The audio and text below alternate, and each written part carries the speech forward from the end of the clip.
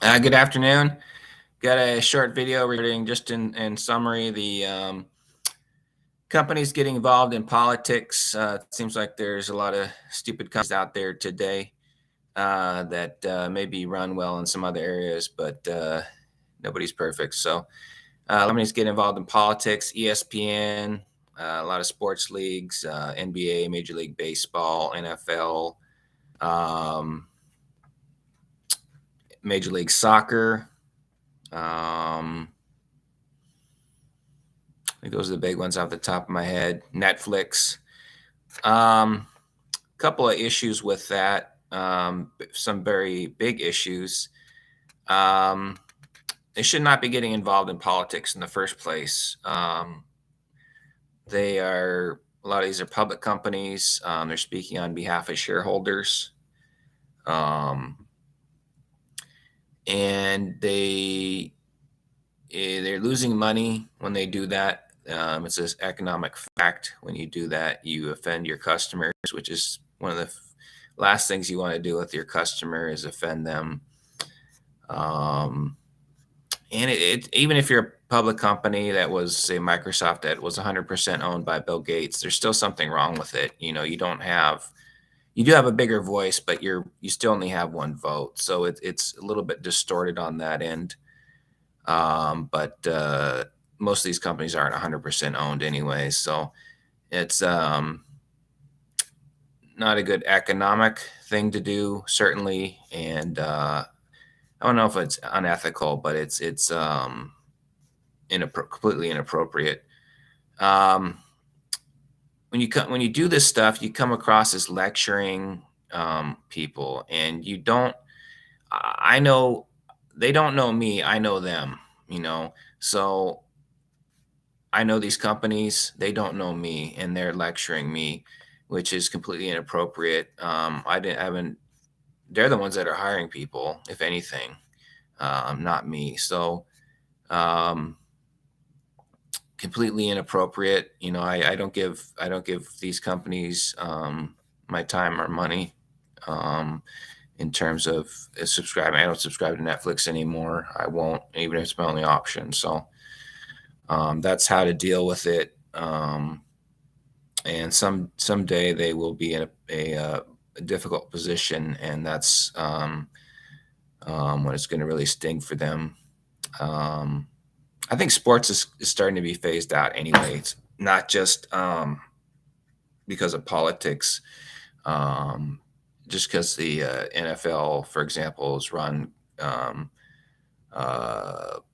like a circus. You have these employees like Ruggs murdering someone, and I think a lot of people are starting to catch on to that.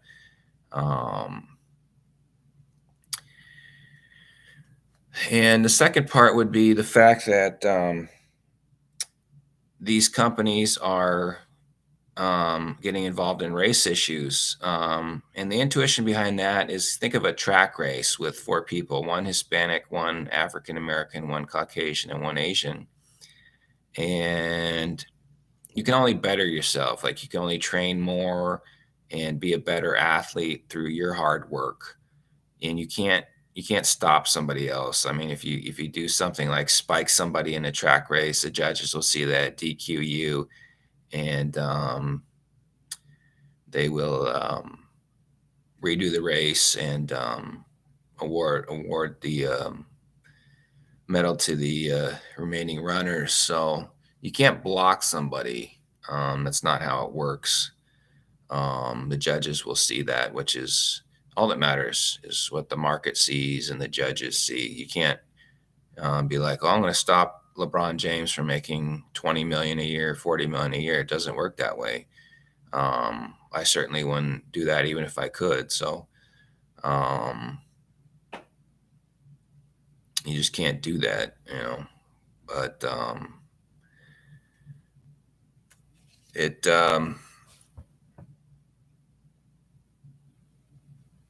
you can't do wealth transfers is what's going on here. So it's kind of like like I said, a track race.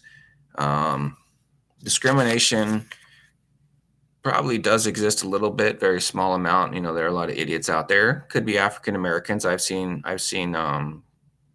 all sorts of people do inappropriate stuff who hasn't been inappropriately treated. Um, so um, discrimination does not explain the wealth gap, is what I'm getting at. And it'd be racist to say only white people do that. And I'm surprised you haven't heard the Republicans calling them out on that. I think the Republicans haven't handled this issue very well. They've allowed it to go um, unaddressed almost, and that's that's why I give them less money. So um, it's inappropriate for um, anybody to say discrimination does not explain the wealth gap. And the reason for that is someone's going to say, oh, these companies are paying African Americans less. Well, these companies are probably half owned by Democrats. um, Bill Gates, Reed Hastings. And so um, if you could pay an African American less, they're going to pay a white less as well. That's just a fact. And these a lot of these companies are black owned, so they can pay themselves whatever they want. So discrimination does not explain a wealth gap. Um, people will say, oh, that wealth or race is a factor in somebody's salary. Well, there's hundreds of factors in somebody's salary. So if race is the only one that's remaining, I it the employee could be underperforming or not have the education or not doing their part, and you can't use that as an excuse either. So there's the other way of looking at it. And you shouldn't I wouldn't put up with that if I felt I wasn't being treated fairly regardless of the issue. What's the difference? um, and so the big thing here is African Americans continue to lag, and Hispanics are below them, and nobody says anything about the Hispanics. um, so I expect that the issue will continue to go on with the politicians and these companies, and the way they're addressing it right now is not going to solve the issue. So, you can keep bringing it up, but the reason you keep bringing it up is because you're not solving it. So, um, I'm behind an Asian, and I could care less. So, if the pecking order changes in the future, I don't care. It's up to the people to work more or invest more.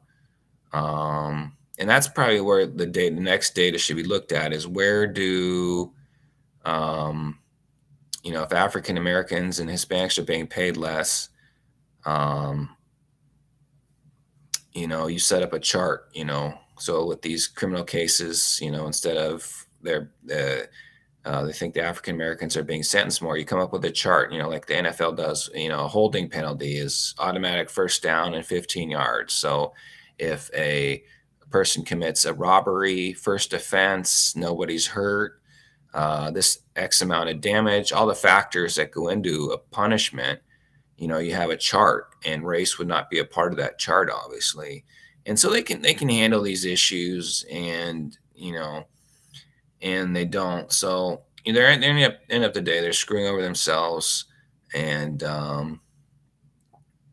if you want to keep pointing the finger at somebody you don't know, it's not going to solve the problem. If you're not getting a fair salary, I wouldn't work there. You're going to say not have any options. You don't. It's not completely not true. It's like that for anybody on any issue. So you can't play that card. So um, in summary, on the first part, companies should stay out of politics. They're speaking on behalf of shareholders. I believe there will be shareholder proposals in the future to block this sort of behavior. These companies are paying the price. and it will get back to them.